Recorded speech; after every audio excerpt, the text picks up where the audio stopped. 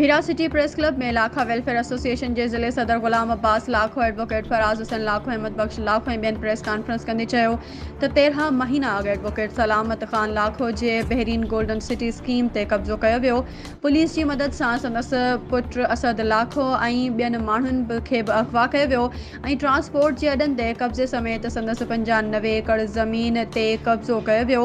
टनोलियार police Ghulam Qadir मरी जी चुच ते सलामत ख़ान ऐं संदसि भाउ अमानत ख़ान माशूक चांडियो ज़ुहैब तुनियो मथां कूड़ो केस दाख़िल करे हिरासा कयो वियो आहे, जॾहिं त सलामत लाखो 14 मार्च खे इस्लामाबाद मौजूदु आहे। पोयां 16 मार्च ते उन ते केस दाख़िल करणु सख़्त मुज़म्मत जो अमल आहे।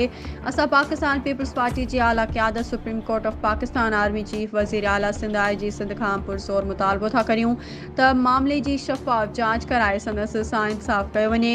ॿी सूरत में पूरी सिंध में रहंदड़ 10 लख लाखा क़ौम खे रोडनि ते निकिरण ते मजबूर थी वेंदा।